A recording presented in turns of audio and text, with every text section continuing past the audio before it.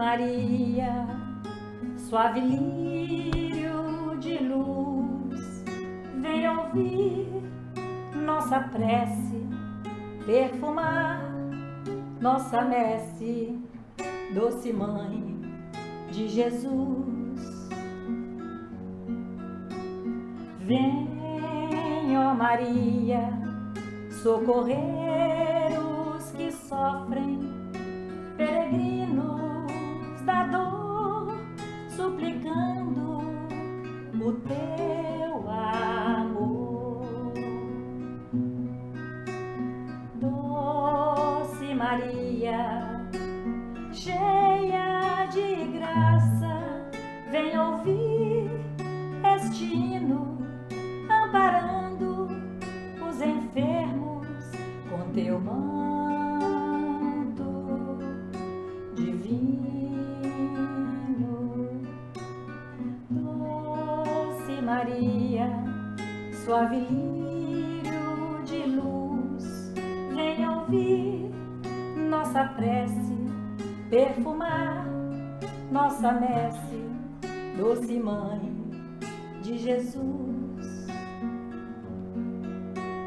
Vem, ó Maria, socorrer os que sofrem, peregrinos da dor, suplicando o teu amor. Doce Maria, cheia de graça, vem ouvir este hino, amparando os enfermos com teu manto divino.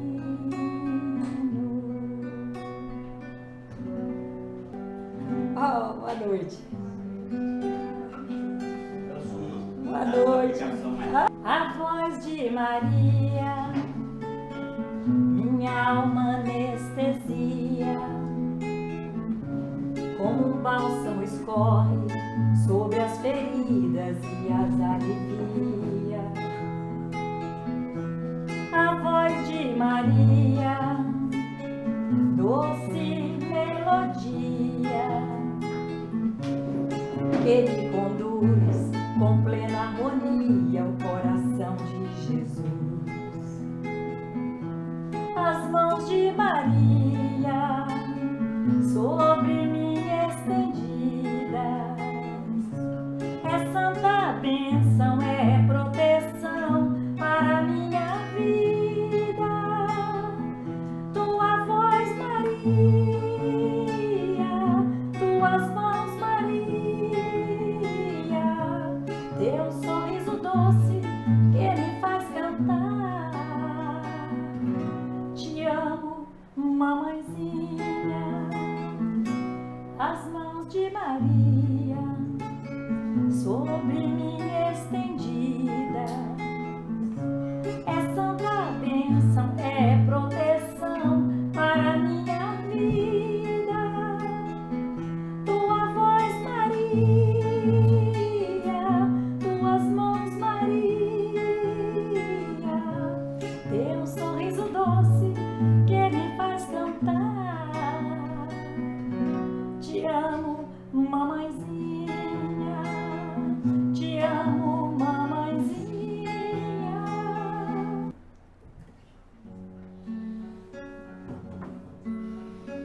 Olhos cristalinos, azuis da cor do céu, barba tão branquinha qual Papai Noel, ilumina teus irmãos na terra, no sofrer, no sorrir, no chorar. Bezerra de Menezes, apóstolo do bem, recebe as nossas preces e os corações também. Bezerra de Menezes, apóstolo da luz, depõe a nossa dor aos pés de Jesus.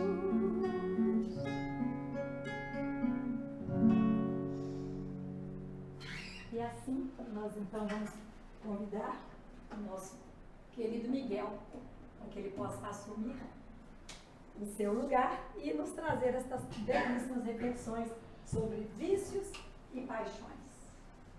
Meus queridos irmãos, boa noite. Boa noite. Que a paz do nosso Mestre Jesus, o nosso doce velhinho aí também, tal como o Papai Noel, leve os nossos pedidos, as nossas preces, o nosso coração e deponha junto aos pés de Jesus. Vocês estão com saudade de Jesus, estão? Estão? Todos, né? Estão ou não? A gente tem um medo. Você tá não? Não. Ele não se afasta de mim. Esse é o Valdomiro. Beleza, Valdomiro. Isso aí. É isso mesmo. É isso que a gente deve pensar. Ele não se afasta. E quem é que se afasta então? Nós é que nos afastamos dele. É nós que fazemos esse movimento, né? Ele já veio, falou que ia ficar entre nós. A abelha disse que ele está presente onde houver dois ou mais. A abelha está mandando eu levantar um pouco. Fala mais alto, senão não vai gravar. Então,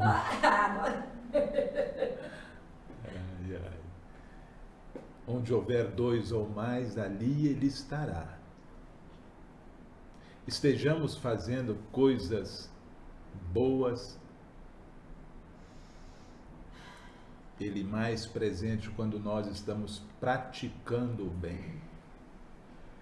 Quando nós estamos fazendo algumas coisas boas e essas coisas boas não interessam a grande comunidade, ele fica observando, ou manda alguém, o mentor, ou o anjo guardião falar, não faça, não vá por aí.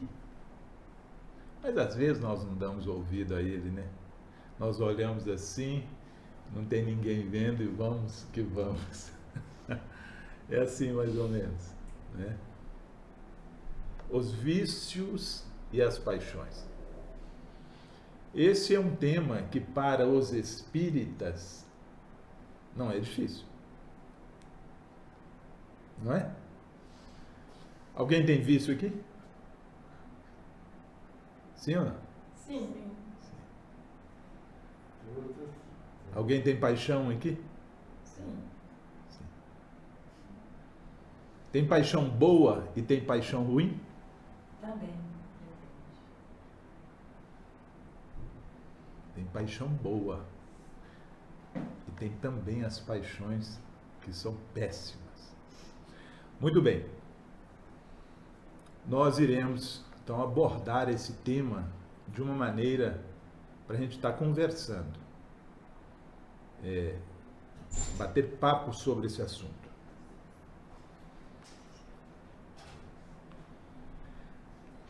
Geilze, que coisa chique. Seja bem-vinda. Muito bem, então vamos lá. Vamos pegar essa nave dos vícios e das paixões e fazer uma reflexão. Vamos ver o que é que nós podemos mudar em nós. Estamos aí e nós precisamos entender o que é vício, o que é paixão, como Kardec e a doutrina espírita traz essa informação para nós. Todas as virtudes e todos os vícios são inerentes ao espírito. Todos os vícios, todas as virtudes e todos os vícios são inerentes ao espírito. O que está livrando aí? Está livrando o quê? O corpo. Então, o vício não é do corpo.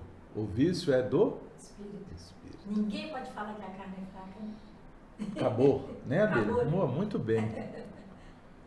A carne só está sendo utilizada para atender um defeito do Espírito. Ok. Tudo bem até aí? Ficou claro, né? A não ser assim, onde estaria o mérito e a responsabilidade? Corpo. Morreu? Tá bom. Então você poderia fazer a bagunça que quisesse, usar o seu corpo do jeito que quisesse, né? Se viciar. E depois morreu, acabou. E a responsabilidade? A responsabilidade do espírito encerraria ali. Mas na verdade não é assim, não é mesmo? E se fosse desta maneira, a lei do progresso também não existiria. Progredir. Nós não atenderíamos a esta lei natural. Progredir é uma lei. Você vai progredir, queira ou não. E nós não vamos pensar que nós não... eu não quero progredir. Essa vida não está boa, eu não quero fazer nada, eu não quero progredir. Não tem essa lenga-lenga. Se nós olharmos onde nós estávamos há alguns anos atrás e onde nós estamos hoje, nós já progredimos. Progredimos materialmente no nosso corpo e progredimos também intelectualmente. Sim? Sim. Então nós fazemos essa primeira reflexão. Então nós precisamos saber que virtudes e vícios são inerentes ao espírito. Essa coisa então de que eu não dou conta, eu não consigo, o meu corpo precisa disso, não é a base que nós devemos fundamentar. Tudo isso está no espírito. E essa situação, ela pode ser do momento presente? Sim. E quando nós observamos alguma situação que ela não foi produzida, ela não foi induzida no momento presente, nós devemos então fazer uma busca em momentos anteriores. Sim? Sim. Muito bem. Vamos lá. Então Kardec, na questão 908, ele faz esse questionamento aos espíritos. Quando que a paixão deixa de ser boa e passa a ser má? E eles respondem assim, olha aí que legal. A paixão propriamente dita é o exagero de uma necessidade ou de um sentimento.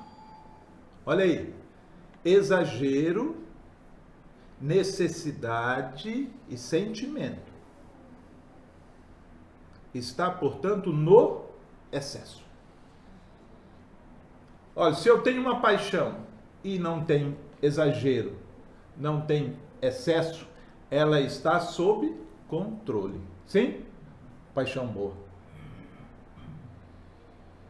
E não na causa. E este excesso se torna um mal. Ou seja, tudo que é excesso é prejudicial.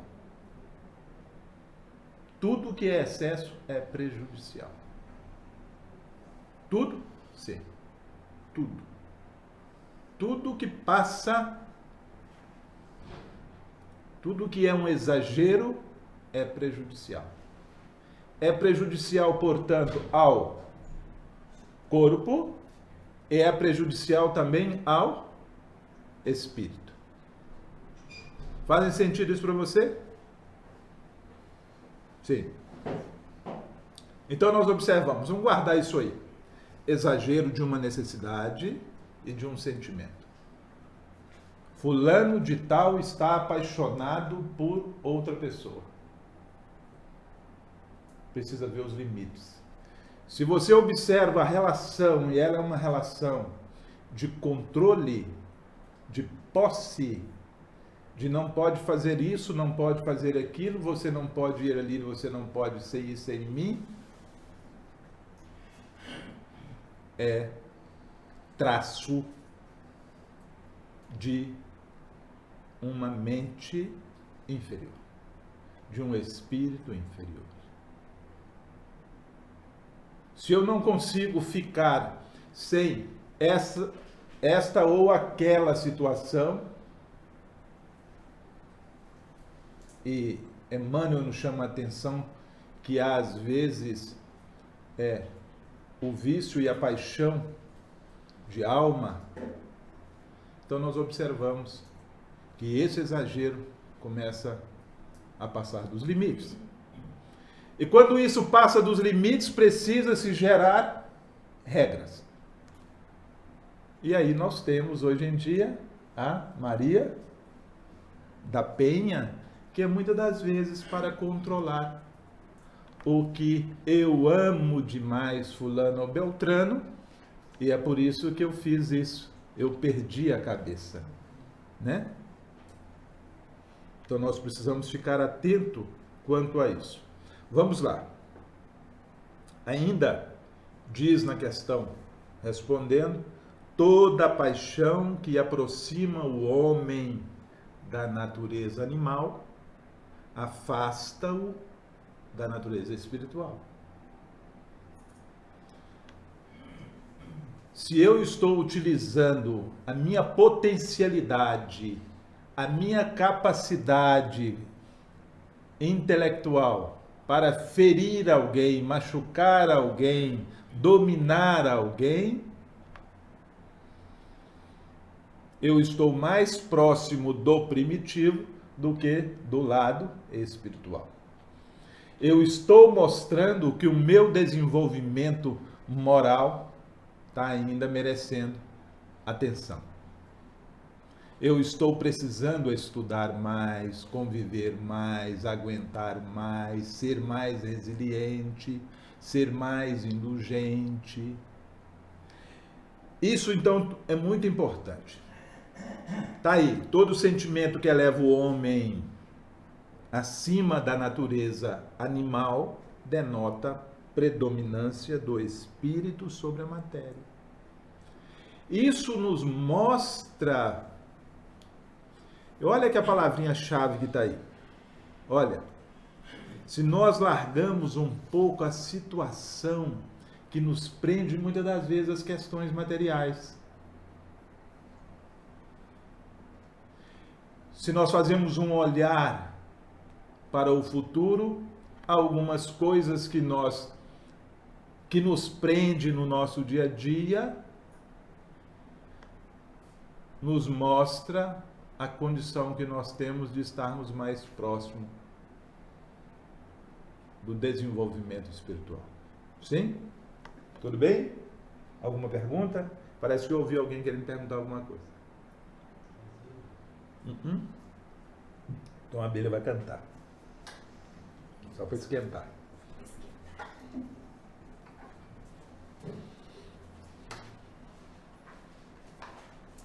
Vamos cantar então.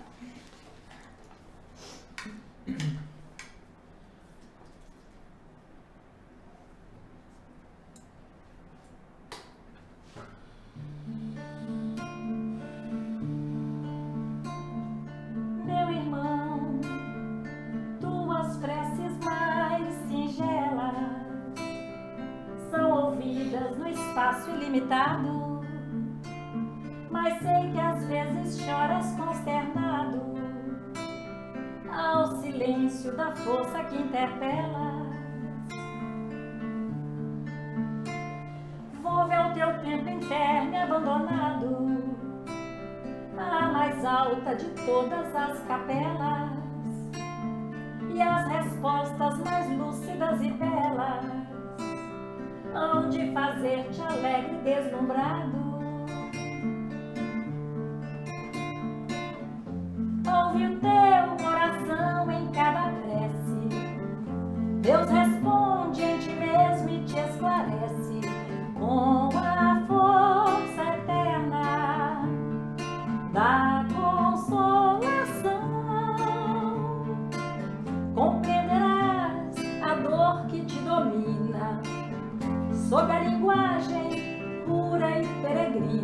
da voz de Deus em luz de redenção, da voz de Deus em luz de redenção, da voz de Deus em luz.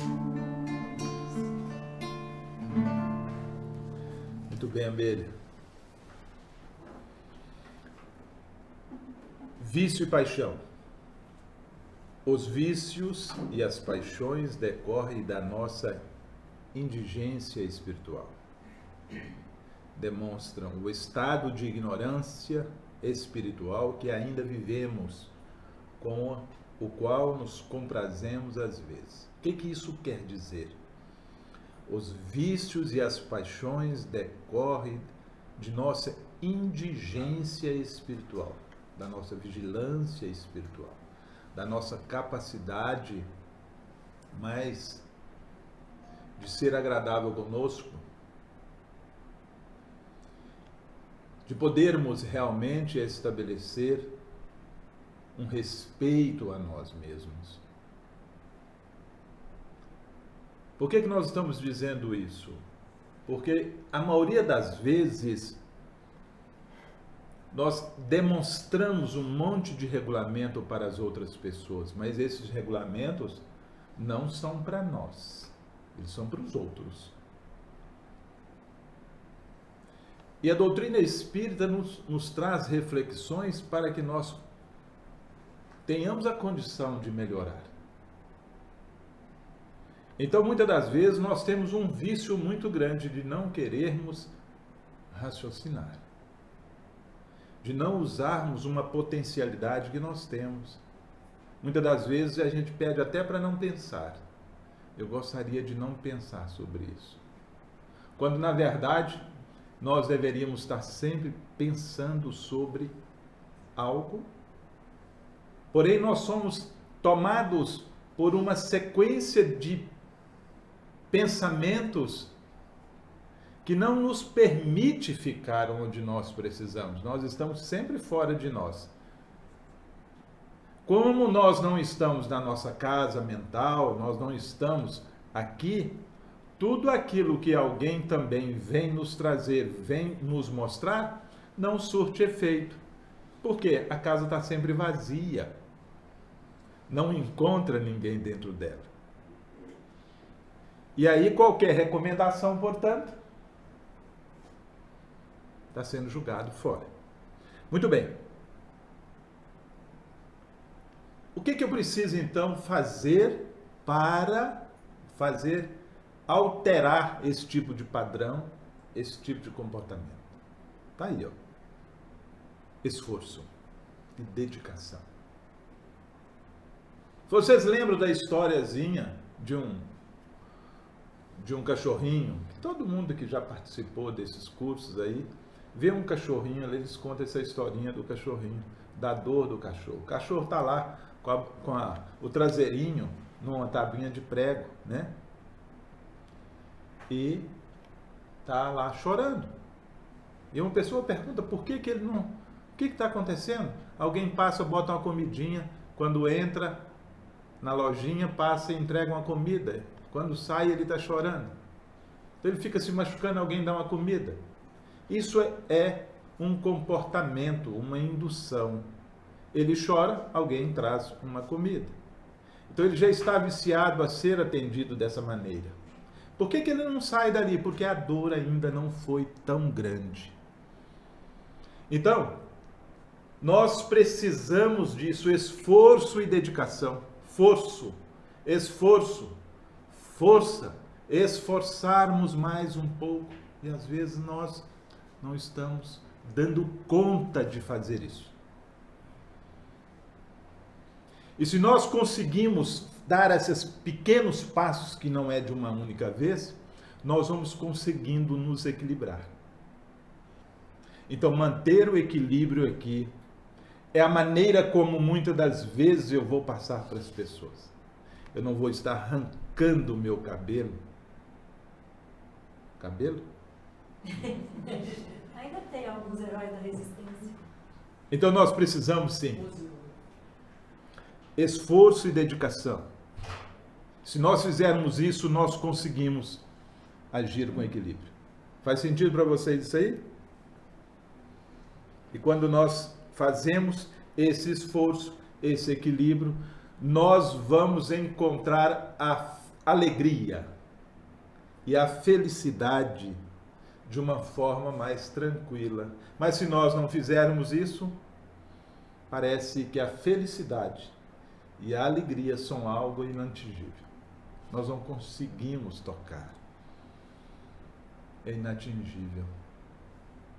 E é por isso que nós procuramos essa felicidade, essa alegria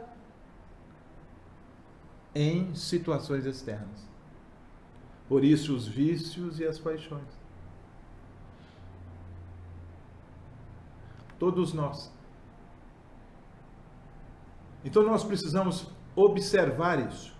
O que é que está funcionando de uma forma controlada em nós e o que está funcionando de uma forma desgovernada.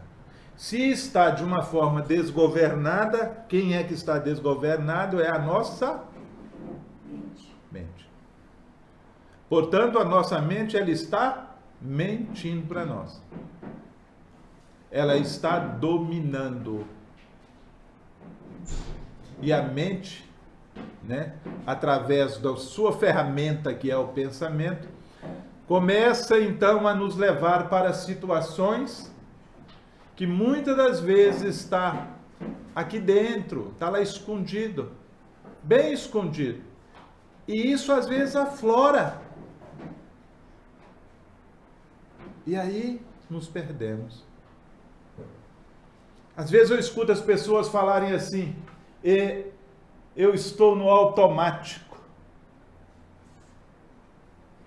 O que é estar no automático?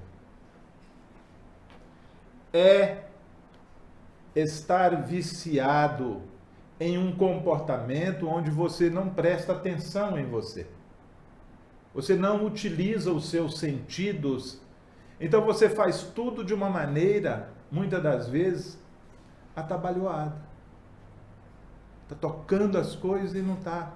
E aí gera um cansaço, um desgaste muito grande e precisa, no final da tarde, sempre ir em busca de algo externo para atender a sua felicidade. Felicidade, portanto, vindo de fora.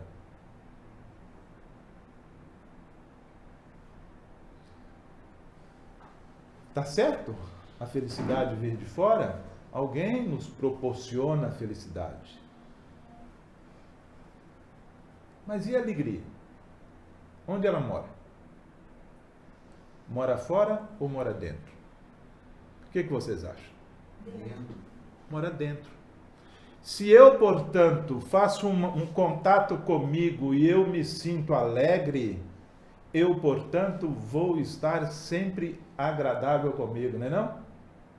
Tudo que eu olho, tudo que eu toco, eu estou bem, eu estou alegre comigo.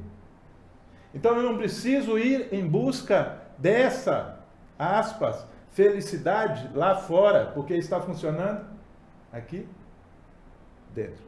Está fazendo sentido a linha de raciocínio? Tá. Então, a gente precisa ter esforço, precisa ter dedicação. Então nós precisamos disso aí, modificar para melhorar. O tempo inteiro. E isso não é uma vez. Essa modificação está lastreada a um comportamento que nos faz melhorar. Que todo mundo geralmente utiliza quando está assim, naquele período meio down, diz assim: minha autoestima está... É exatamente, por quê? Porque a autoestima é algo que você precisa dedicar todos os dias. Então, se nós procurarmos manter essa alegria sempre, mas é a alegria verdadeira, nós vamos ficar bem. E é interessante que na hora que você diz assim, como você está? Se você estiver mal e fala assim, eu estou bem, você está afirmando uma situação que no seu interior está horrível e ela, portanto, vai permanecer. Então eu posso dizer assim: como você está, Miguel? Olha, hoje eu estou desta maneira, mas eu vou ficar bem. O negativo fala assim: tá tudo bem, mas está ruim. O positivo diz assim: tá tudo ruim, mas vai melhorar. Isso é vício também. De nós olharmos para tudo e achar um defeito. Isso é um vício mental. Então nós precisamos ter cuidado com isso. Senão a vida não movimenta. Porque internamente eu estou dizendo, afirmando para mim, tá tudo bem. Às vezes eu não digo, eu sinto, observo que está tudo bem. Materialmente está funcionando, as coisas estão chegando até mim. E eu sempre falo que está ruim. Isso é vício. Então eu não consigo me encontrar. Parece que esse mundo não me pertence. Parece que as pessoas não me pertencem. E realmente não pertence, porque a única pessoa que pertence a você é você mesmo. Por isso a alegria é sua.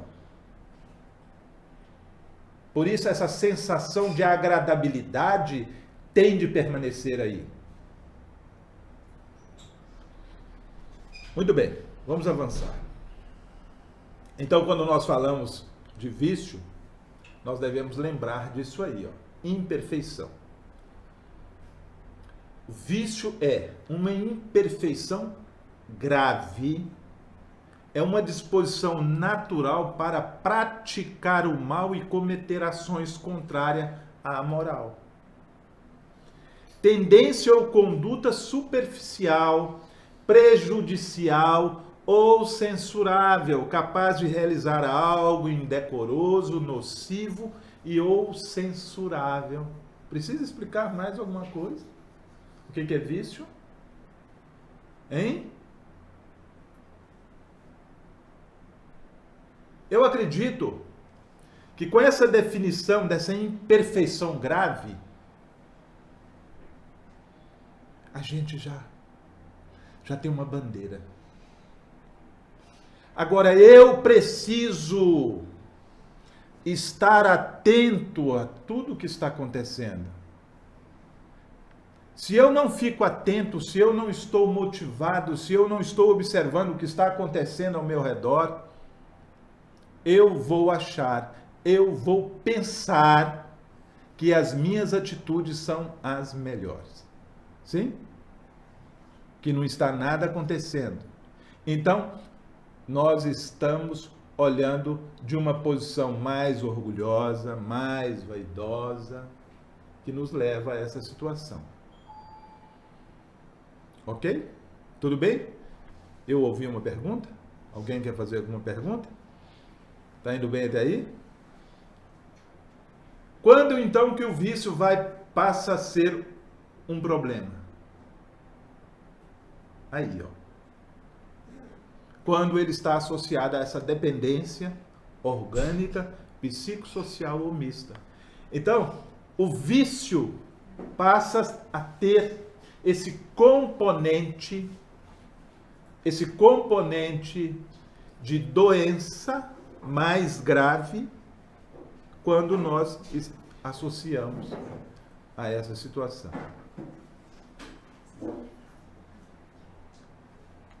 Ele precisa estar associado a esses dois fatores. Olha aí, dependência, né? Dependência orgânica, dependência físico-psicossocial ou mista e vários outros fatores que vão acontecendo. Então prestemos atenção nisso. Não existe essa coisa de que vício é algo bom. Isso é para atender. É tão gostoso fumar, mesmo que você saiba que o seu pulmão está sendo estourado. Mesmo que você está sabendo que vai gerar um câncer, mesmo que a sua pressão aumente, é tão gostoso beber. Então nós precisamos refletir sobre isso. Isso precisa estar à baila no nosso dia a dia. Nós não temos condição de mais fechar os olhos a essa situação.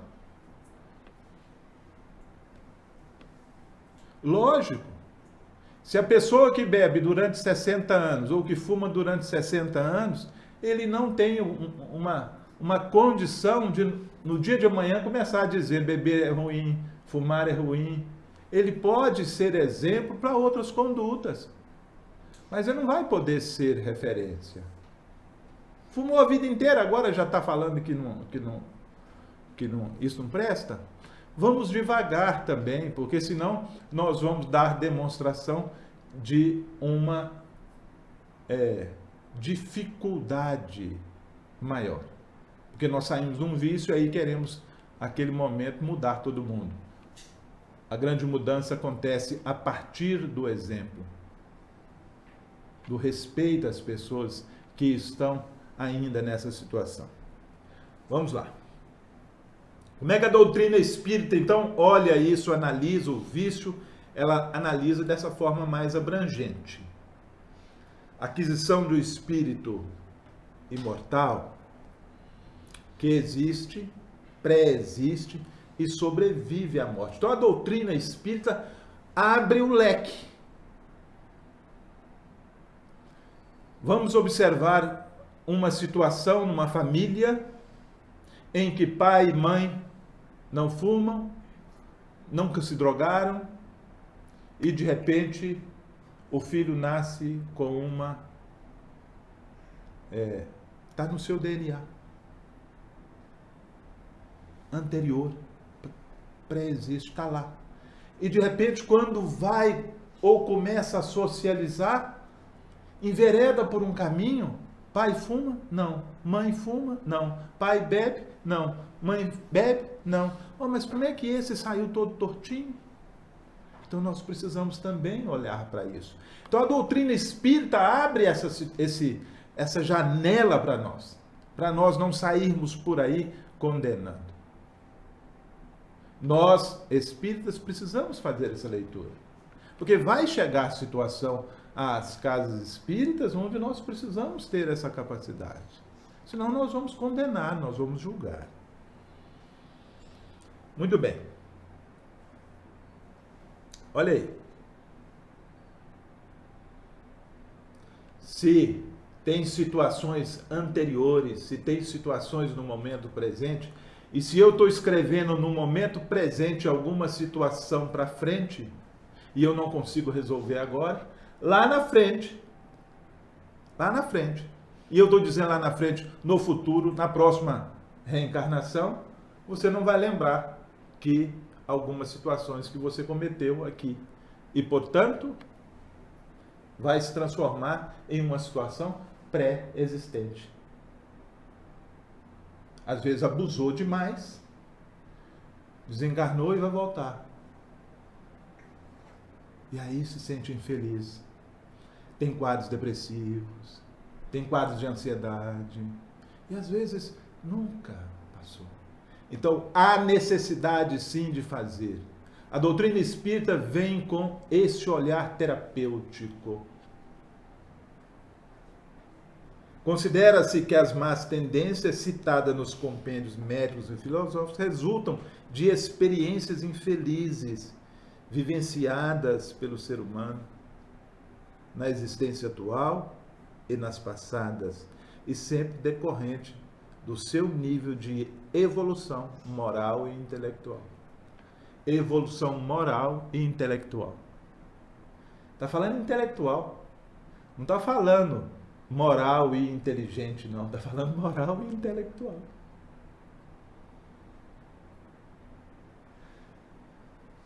Porque às vezes nós nos consideramos muito inteligentes, né? Não é assim? Somos inteligentes. fulano de tal é muito inteligente. Corra dessa pecha, corra dessa informação, não caia nesse engodo. Se alguém fica falando que você é inteligente, saia fora disso. Coloque o seu intelecto para funcionar e saia dessa condição, dessa afirmação de que você é inteligente. Se vocês quiserem perguntar, depois nós falamos, mas vamos ouvir a Bea cantar. Mas aí, se eu não sou inteligente, eu sou burra? Pode responder depois. Olha o Padilha aí. Tá vendo? Até o Padilha apareceu hoje. O Fã de Luz hoje está florido.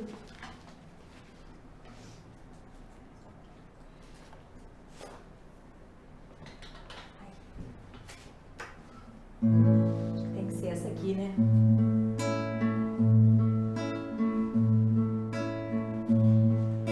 Renova-me, Senhor Jesus. Já não quero ser igual. Renova-me, Senhor Jesus. Põe em mim teu coração. Porque tudo que há dentro de mim precisa ser mudado, Senhor.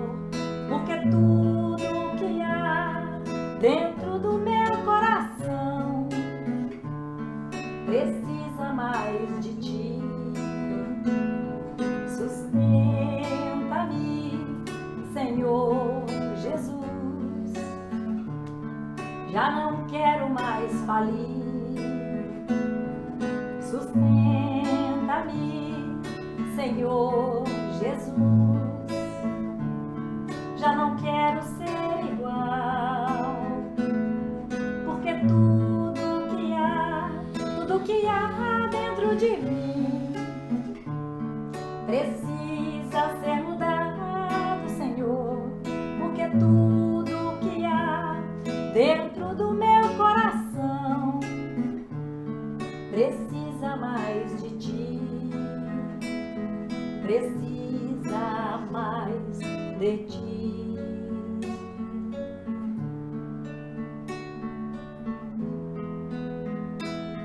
De ti.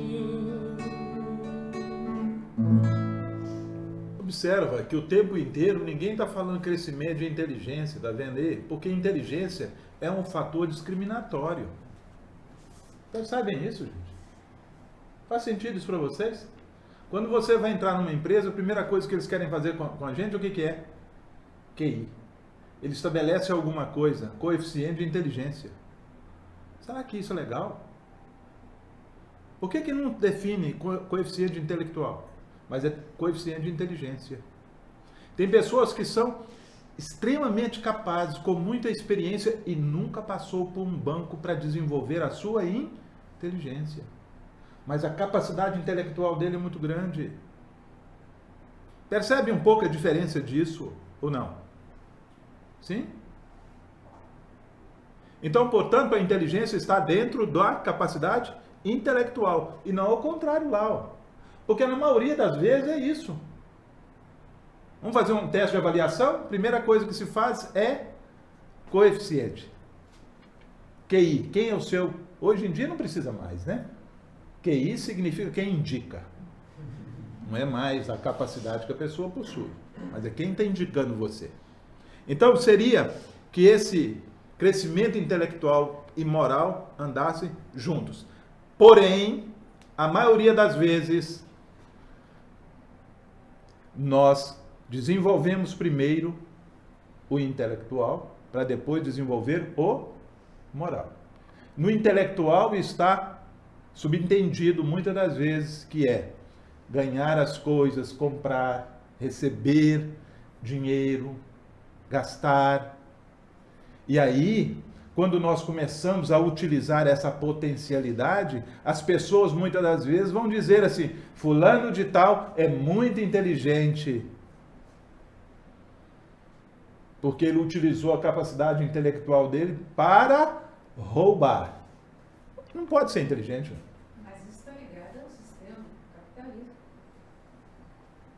Então, o que interessa aí é que você desenvolva moralmente.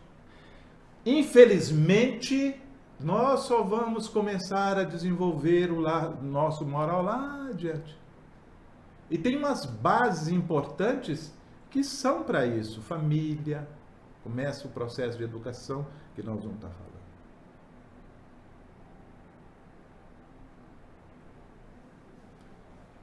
A família é extremamente importante nesse processo. A escola vai ajudar, a sociedade vai ajudar. Mas nós precisamos ter bases fortes. Vamos lá. Então nós falamos de paixão, é um sentimento que ofusca a nossa razão. Então eu me apaixono por uma situação que é um comportamento de subtrair. Eu perco a minha razão.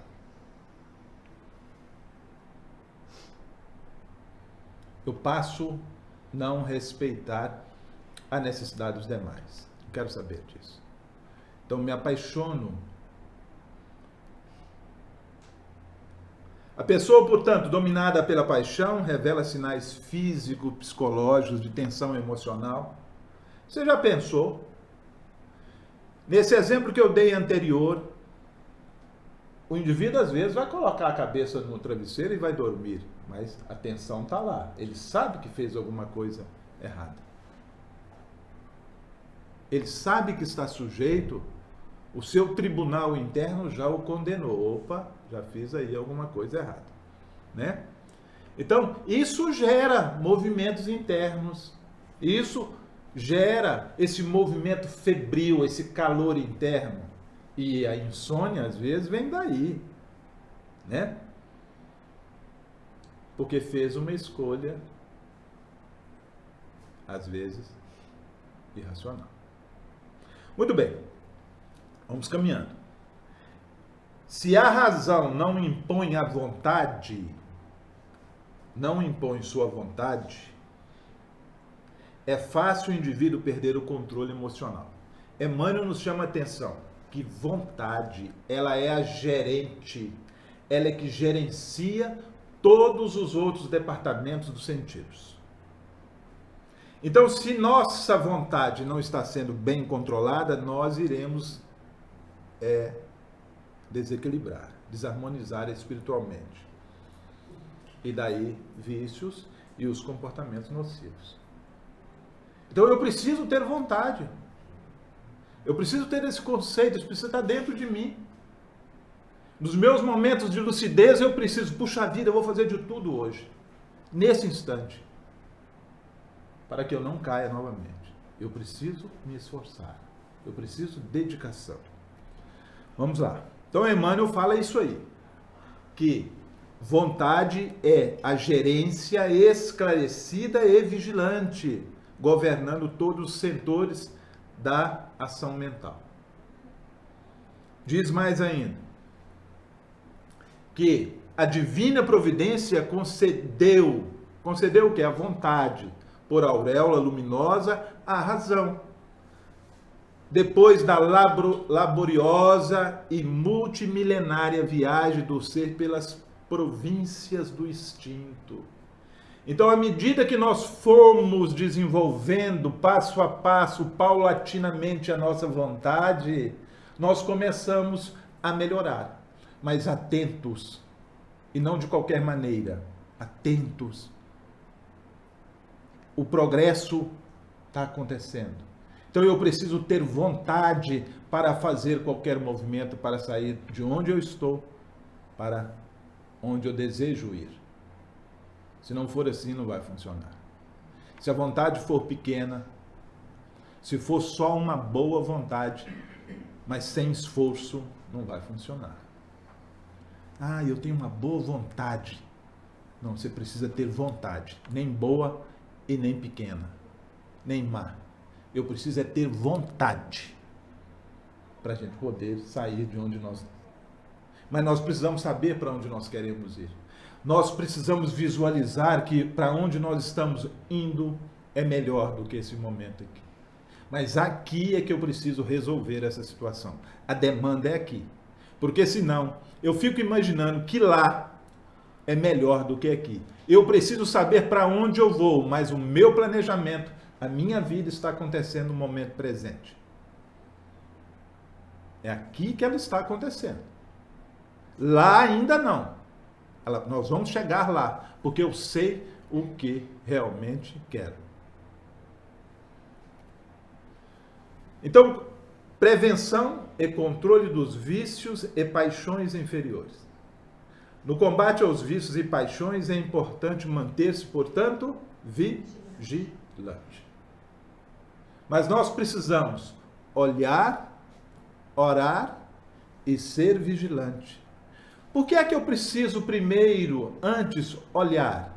Porque se eu não olhar, eu sou pego num elemento chamado surpresa, porque eu não estou olhando, eu não estou observando.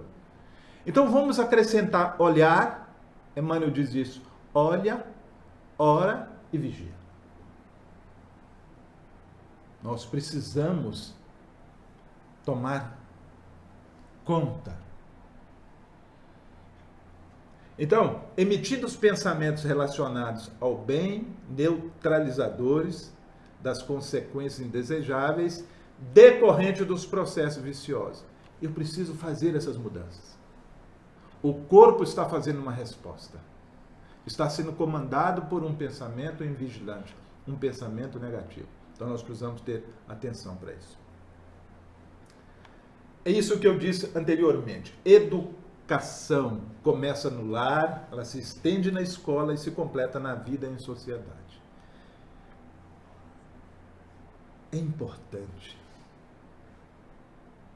É importante que a sociedade também abrace causas nesse sentido.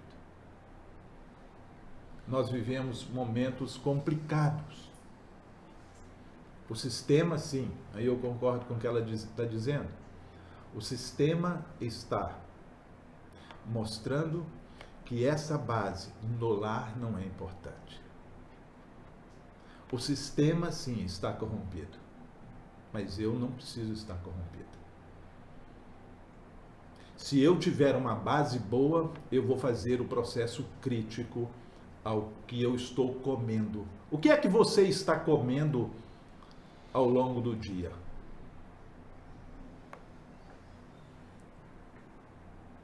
Observa. Se você tem ficado irritado, se você tem ficado aborrecido, se você tem ficado chateado com alguma coisa, olha o que você está comendo. E não estou dizendo aí de comer alguma comida estragada, porque essa você já sabe que ela vai lhe dar uma diarreia. Mas muitas das vezes nós passamos parte do nosso dia com diarreia mental, porque nós estamos alimentando o tempo inteiro situações que fogem a um princípio cristão. É por isso que a gente fica ali em cima do muro muitas das vezes. Muito bem. E aí as orientações morais às vezes ficam escondidas. O sistema às vezes faz com que a gente tenha vergonha de falar do Cristo. Mas o Cristo não está pedindo falar o nome dele. O Cristo está pedindo para que nós tenhamos a condição e a coragem de sermos exemplos. Não precisa falar no nome do Cristo. Seja exemplo. Tenha a atitude mais assertiva. Por isso é que precisa ter uma vontade sincera. E para ter uma vontade sincera, nós só vamos ficar vigilantes se nós nos educarmos. Realmente. Não existe essa coisa de bom ou ruim. É o que eu faço com tudo isso. Então nós precisamos também ter esse cuidado, porque se também nós viciamos. Nós viciamos em pré-julgar uma situação.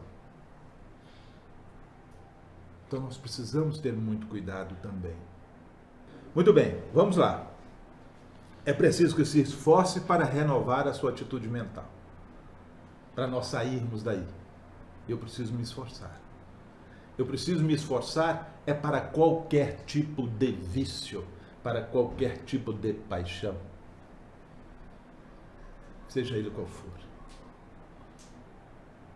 Que eu possa olhar além das pessoas. Que eu possa olhar um pouco, não que eu brigue nas ideias, mas não brigue com as pessoas. E quantas vezes nós observamos as pessoas de cara torcida uma com a outra, porque um pensou assim, o outro pensou cheio de vício, apaixonou por uma ideia, e aí o outro distorce, e aí não conversa mais, perde a amizade e tudo mais. Vício e paixão, os dois andando bem juntinhos. Medidas de controle implicam, então, em sacrifício, disciplina por parte dos envolvidos. Eu preciso fazer. E implica também, né, todos que estão do meu lado. Olha, quando vicia alguém numa casa, contagia todo mundo, não é assim? Tudo fica contaminado, tudo fica contagiado. E se a gente não tiver perseverança, não lutar, não for, não melhora. Vamos lá. Nos casos mais simples, a vontade firme e o apoio espiritual no lar e no centro espírita são suficientes. Às vezes um passe, uma orientação, um acolhimento ajuda demais da conta. Às vezes é aquele momento que você percebe que a pessoa está quase botando o pé do outro lado, ele procura um centro espírita, procura alguém. E eu estou falando centro espírita, não é o centro espírita de tijolo, mas eu quero dizer qualquer pessoa que tem um pouco de equilíbrio é um centro espírita. Onde quer que você esteja, você pode fazer o seu papel de acordo com a sua convicção. Se nós olharmos para aquele serzinho que está ali, isso podia ser meu filho. Ou é o meu filho. Por que isso chegou até mim dessa maneira? Eu posso acolher. Vem cá. Vamos retardar um pouco. Plante a semente. Não sabe se vai nascer naquele momento, mas é tarde. Mas semente que não é plantada, a gente não sabe. Então a gente precisa plantar para ver a árvore crescer e o fruto. Vamos lá. Em situações mais complicadas, mais graves, nós precisamos mais de apoio. Nós precisamos de terapia, nós precisamos de médico, nós precisamos de toda a atenção, porque fugiu à capacidade. Fugiu, saiu.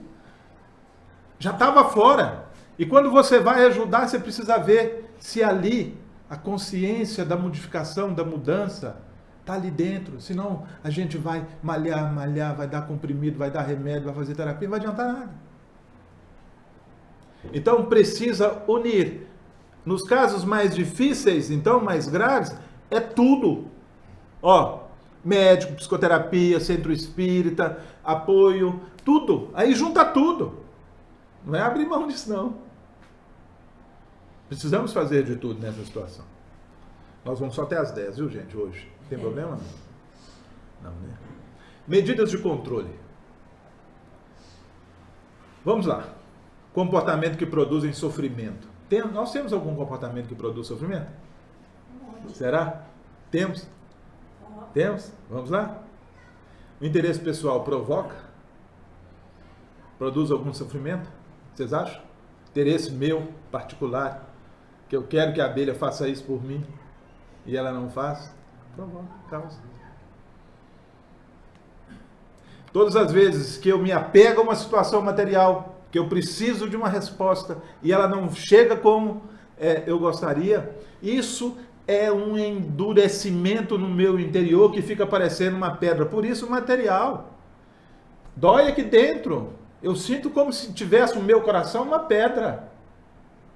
Às vezes as pessoas falam que material é só o violão, isso aqui. Não. O sentimento, ele cristaliza no nosso interior, ele fica feito uma pedra. E eu não consigo tirar. Porque para tirar, eu preciso me desapegar da resposta que eu gostaria que a abelha me desse. Como ela não me deu, isso continua aqui dentro. Vamos lá. Prodigalidade excessiva, abundância excessiva, riqueza, né? E se eu não sei direcionar isso, se eu sou avaro ou se eu gasto demais de uma forma descontrolada, sem um objetivo, sem foco. Criticar e divulgar as imperfeições do próximo. Será que nós fazemos isso? Nada. Fazemos não. Tenho certeza que ninguém faz isso. Aí a doutrina chama a indulgência. Será que nós praticamos a indulgência? Será que no momento certo eu não preciso de uma orelha para poder falar alguma coisa? Eu preciso pensar como vou ou como eu gostaria que alguém pensasse sobre isso. Não exemplificar o que ensina. Será que nós fazemos isso? Não se esforçar para vencer as imperfeições. Isso tudo para trás. Aí, o que vocês acham? São perfeições ou imperfeições? Então, se eu reconheço tudo isso que está aqui dentro, eu passo a ser até um pouco mais agradável comigo, porque eu sou perfeitamente imperfeito. Existe uma imperfeição dentro de mim. Então eu sou perfeito porque eu consigo olhar para isso. Eu consigo detectar isso dentro de mim. Sou perfeitamente imperfeito. Então eu posso trabalhar isso. E aí eu começo a usar a minha intelectualidade. Eu começo a ser mais simples. Eu começo a valorizar a minha ignorância.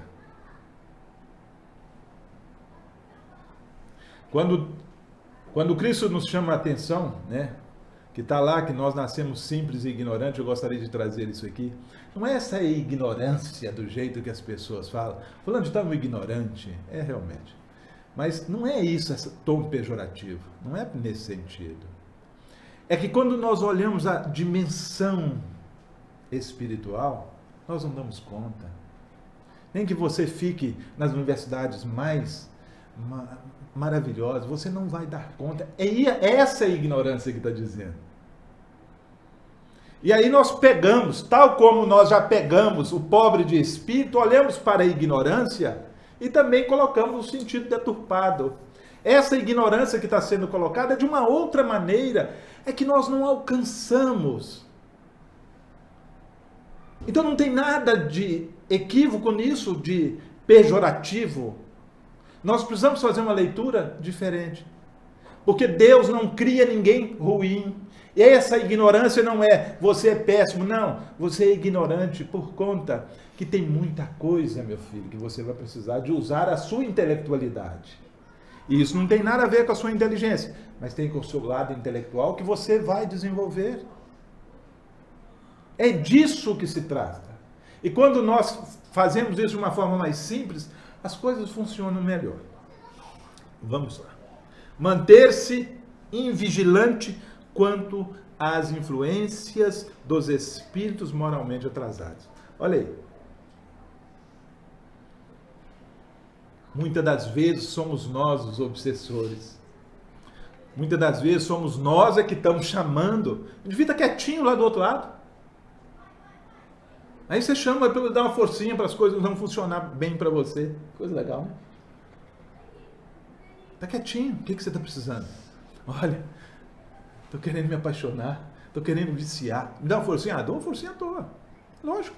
Aí chama, não chama um, não. Chama um monte. E aí você fica, nossa senhora, fica, né? Fica doido por isso. Então Emmanuel nos chama a atenção só para encerrar isso aqui. Ele diz assim: o uso é bom senso da vida e o método da caridade. O uso é o bom senso da vida e o método da caridade.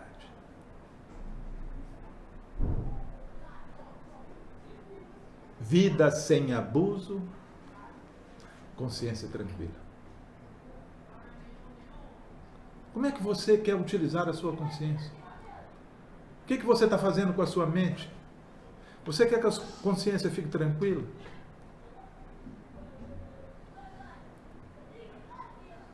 Uso é moderação em tudo.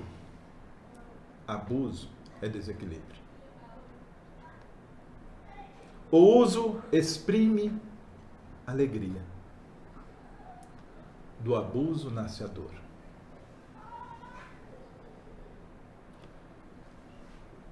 Emmanuel não está falando que que o uso exprime felicidade. Ele está falando que o uso exprime alegria. Portanto, se eu consigo me manter alegre,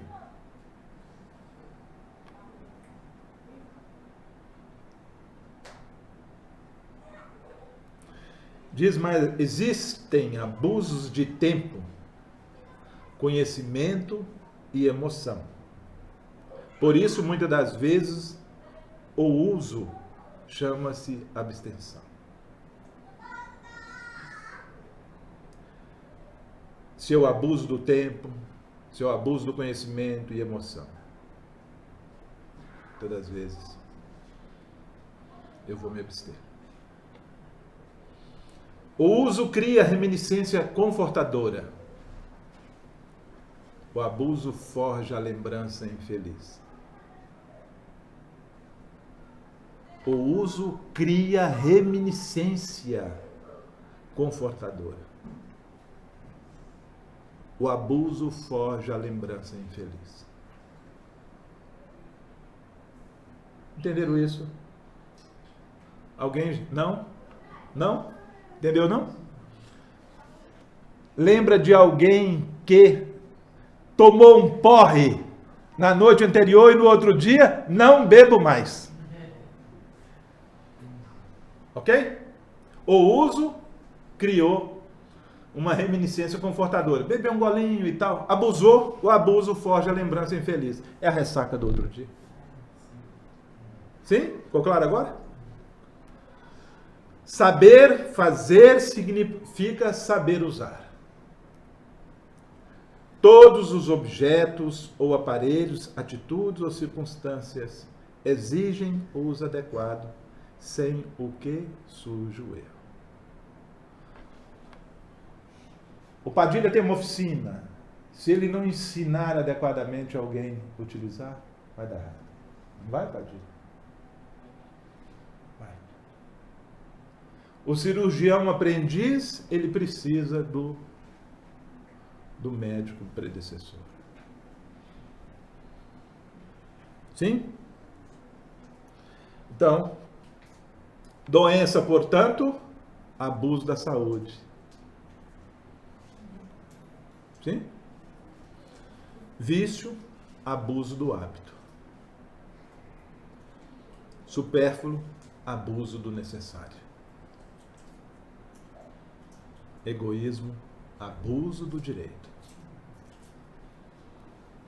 Todos os aspectos menos bons da existência constituem abusos. Todos os aspectos menos bons da existência constituem abusos. Menos bons.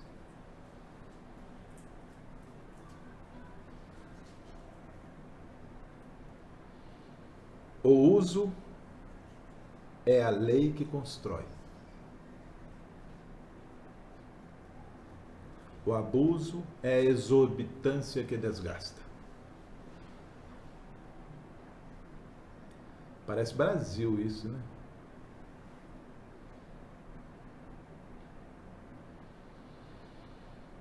Eis porque progredir é usar bem os empréstimos de Deus.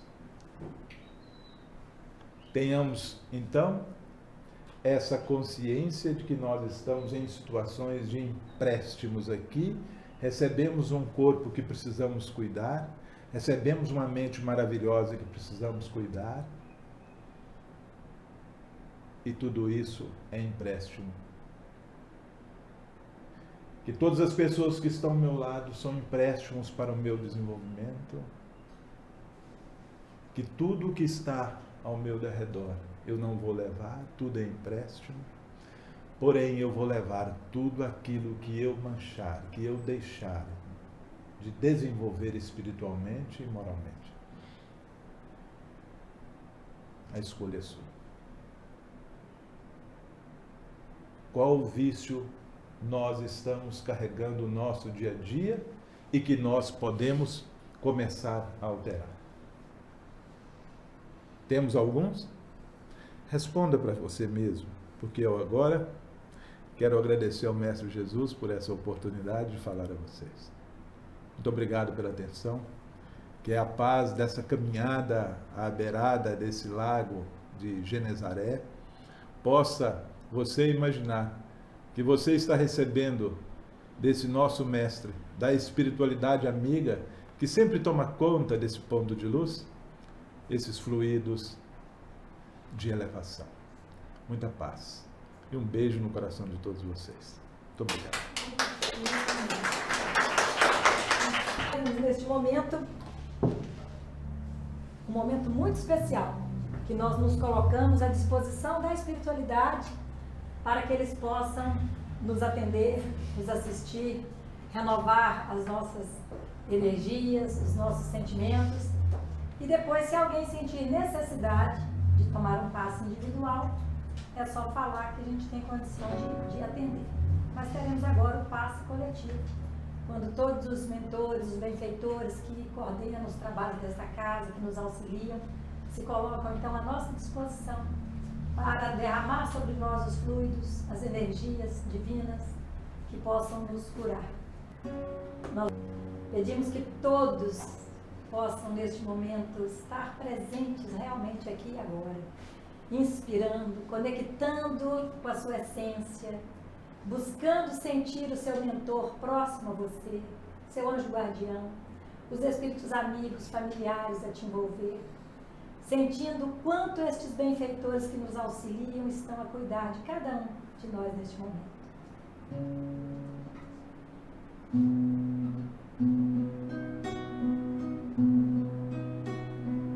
Oh, Rabi da Galileia, na mansidão do seu olhar, eu canto, eu amo, me acalmo, eu vivo.